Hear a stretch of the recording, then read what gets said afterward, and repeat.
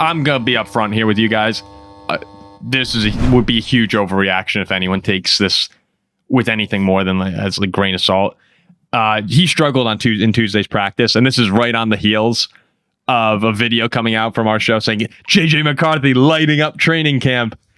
Tuesday, he did not light up training camp. Struggled. He had a quote here from Will Regatz from Sports Illustrated. Said his completion percentage well below 50% in team periods. Some narrow misses, some were blatant misses or miscommunications, couple balls that were arguably drops. Overall, the theme was too many balls hit the grass instead of being completed. And you're going to have that in training camp. You will have days where you light the world on fire and you have everyone say, wow, the Vikings could go to the NFC Championship game this year with JJ McCarthy.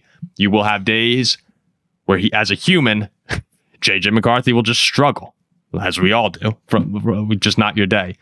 I have no worries at all. I think when they're stringing together, if JJ has 4 straight days where even the Vikings beat reporters, who are, yes, encouraged to write positive things, go, yeah, this is bad. That's where I start to pay attention.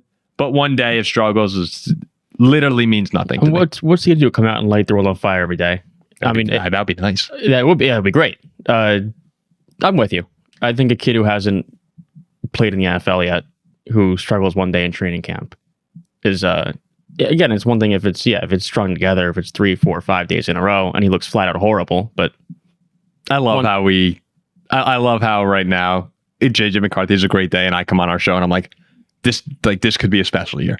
And then he has a bad day. I'm like, well, that's also an overreaction. I mean, yes. I want my quarterback to have bad days where he throws 60-yard touchdowns. If that's a bad day, that's a bad day. He did do that. Yes, he did do that. Who did he go to? With JJ McCarthy, I think one thing that's important to keep in mind, and what the Vikings are doing in training camp right now, because he didn't get to practice much last year, they're still in the figuring it out phase where it's like, what can this guy do? So a lot of what they're asking him to do in training camp are things that really push his abilities. That's part of why you're seeing so many deep passes coming out of JJ McCarthy, because he wasn't throwing the ball. Like, he made it to preseason, week 1 last year, and he messed up his knee? Yes. So he didn't get all that much time out there, right? That's like 3 or 4 weeks of practice. They're still seeing, what is this guy able to do for us? That means you're going to get more of the highlight plays that get Paul and me excited. It also means that you're going to see more of the struggles. It's different than when, when the Falcons were bringing in, Kirk Cousins last year. They were trying to figure out what they had, but that's only because he was hurt. When the Chiefs are bringing in Patrick Mahomes into training camp, they're not like, what can Patrick Mahomes do? I wonder how good this guy is at throwing the ball on the run, right? Everything they do is for the benefit of all the other players. This training camp, it's actually sort of the opposite with the Vikings. Right? We've got veteran wide receivers, a mostly veteran offensive line. We've got Aaron Jones back there. We're trying to get JJ McCarthy up to speed, not the other way around. Yeah, that's a good point. And the excitement's still there for everyone. Did you guys see Dan Orlovsky tweeted out this morning? Ryan Kelly, Will Fries, who, by the way, I apologize to everybody profusely. I've been calling him Will Freeze. I've been calling him Will Freeze. Ryan Kelly. Is he the guy in the Lakers? No. Ryan, what? He doesn't play. He's a shooter for Notre Dame. We live for the Lakers, right? Ryan Kelly, multi-sport athlete. Are you thinking of Brian Kelly, our old football coach? No, there wasn't there. I thought there. Never mind. I know who you're thinking of, and no, this was a guy. What was his name? Ziggy.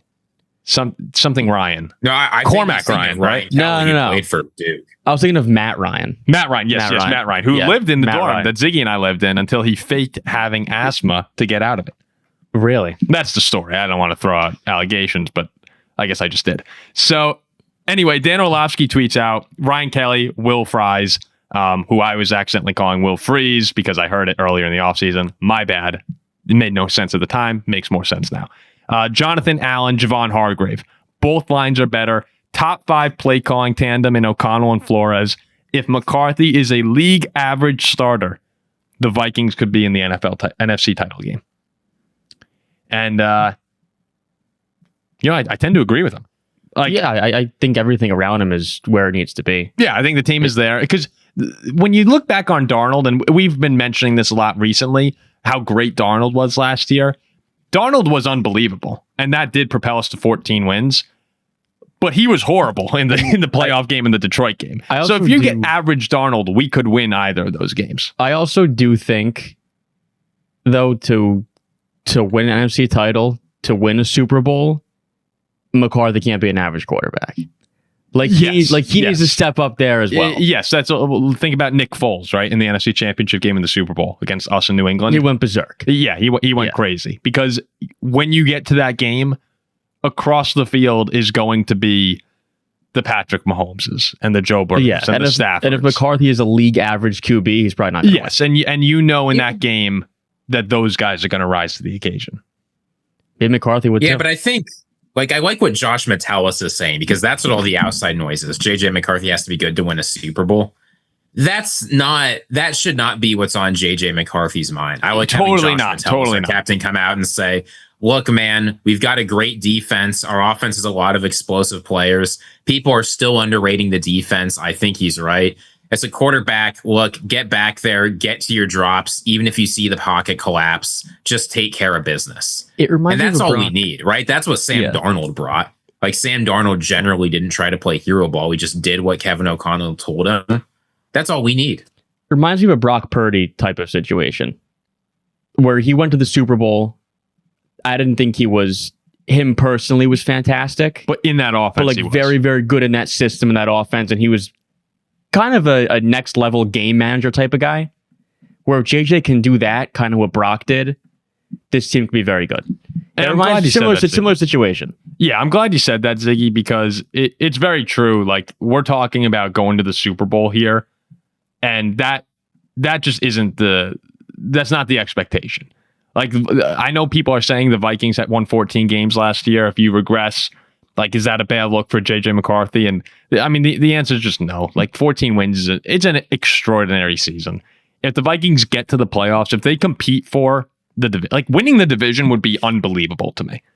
100%. With Detroit and Green Bay there, who I mean, I think we can. Detroit's just been such a problem lately. If they're able to win the division, I'll be like, this is all right. This is amazing. Yeah, against Goff and Love. And, so we can't I mean, we're talking about the Super Bowl because it's fun to talk about, and as fans, that's what we root for. But the real expectations for the Vikings is, I think it's to try and get to the playoffs and make a wild card round. Yeah, get to the wild card round. Like that should be the goal, that should be the floor of like what you're hoping for, and then anything beyond that will just be amazing. So I'll say one more thing. I think the last couple of years have sort of tinted people's expectations about what a rookie quarterback can do. I mean, since 2012, right? You have Dak Prescott in 2016 and Lamar Jackson in 2018. Those were the only starting rookie quarterbacks to make the playoffs until you got this sudden surge of Mac Jones, Brock Purdy, CJ Stroud, Bo Nix, Jaden Daniels. Look, you've seen it a lot over the past 3 years. We've had 4 rookie quarterbacks make the playoffs. That happened 4 times the previous 11 years before that. Yeah. So it's a great stat. Jaden Daniels, Bo Nix, CJ Stroud, they've had special seasons. I think that makes people think that's just sort of what you can expect. It's not what you can expect. What you can hope for is that your guy's okay.